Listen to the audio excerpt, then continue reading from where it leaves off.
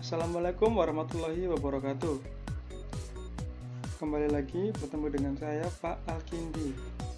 Pada hari ini kita akan melanjutkan pembelajaran tema D, pekerjaan di sekitarku. Subtema 3, pembelajaran 3, 4, dan 5. Pada pembelajaran sebelumnya kita sudah belajar mengenai simbol Pancasila dan pengamalan sila-sila tersebut, mulai dari sila pertama dan sila kedua. Pada hari ini kita akan belajar mengenai sila ketiga.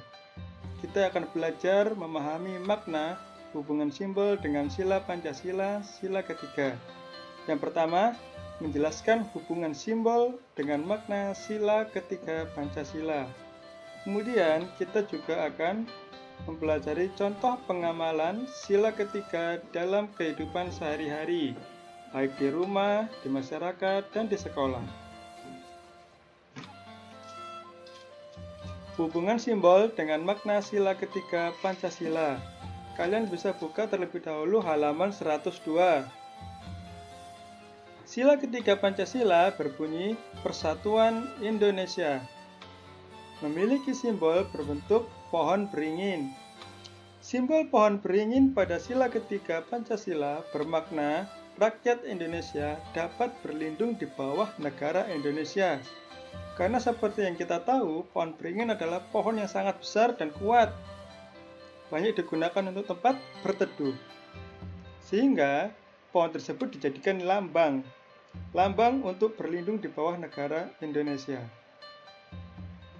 Selain itu, pohon beringin juga memiliki akar gantung yang banyak.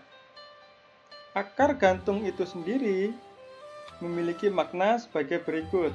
Indonesia terdiri atas berbagai macam ras, etnis, suku, dan budaya.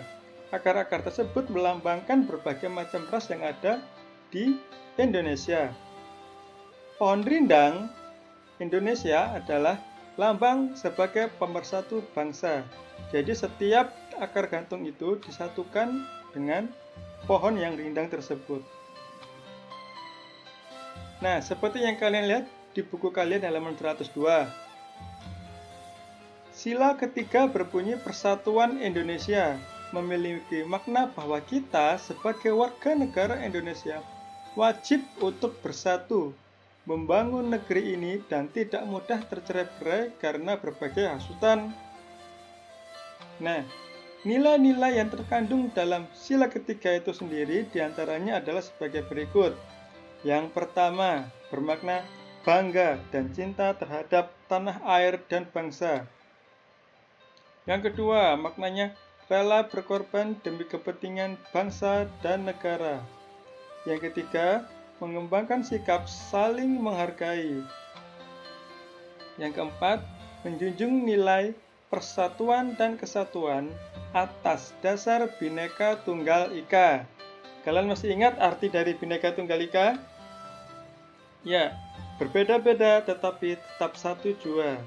Itu adalah dasar dari sila ketiga, pengertian dari sila ketiga, Persatuan Indonesia.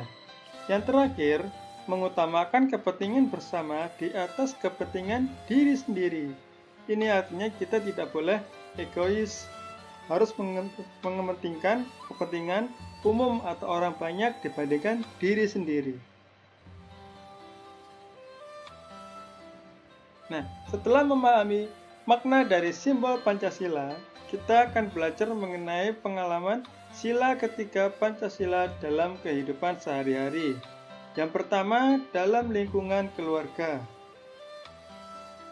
Contohnya, saling menyayangi, menghormati, dan bekerja sama dengan anggota keluarga.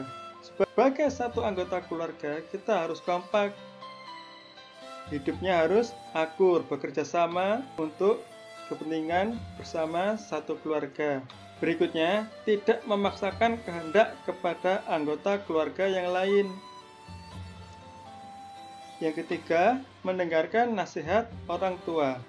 Ketiga hal tersebut adalah contoh pengamalan sila ketiga dalam lingkungan keluarga. Berikutnya, pengamalan sila ketiga Pancasila dalam kehidupan sehari-hari. khususnya di lingkungan sekolah. Yang pertama, mau berteman dengan semua siswa tanpa membedakan suku, agama, dan ras. Seperti bunyi sila ketiga, Persatuan Indonesia. Sebagai warga Indonesia, kita harus bersatu, tidak membeda-bedakan suku, agama, dan ras. Karena kita satu, warga Indonesia. Yang kedua, menghormati guru, teman, dan warga sekolah. Tidak memandang jabatan, bukan hanya guru, bukan hanya teman, tetapi juga petugas atau siapapun yang ada di lingkungan sekolah.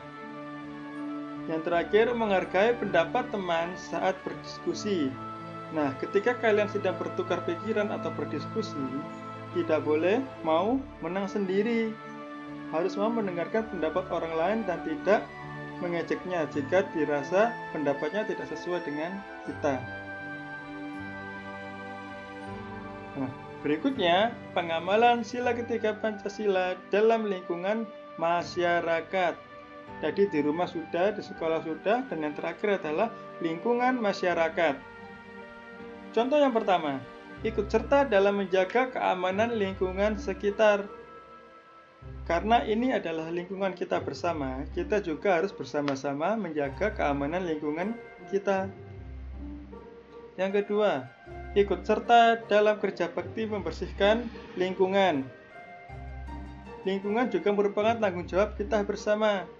Tidak boleh egois seperti tadi. Ini adalah contoh mementingkan kepentingan bersama. Yang terakhir, peduli terhadap masyarakat sekitar. Contohnya, jika ada keluarga tetangga yang sakit, bisa kita jenguk. Ada yang terkena bencana, bisa kita bantu. Itu adalah contoh dari peduli terhadap masyarakat sekitar. Nah, sekian untuk materi hari ini mengenai simbol dan pengamalan dari sila Pancasila, sila ketiga.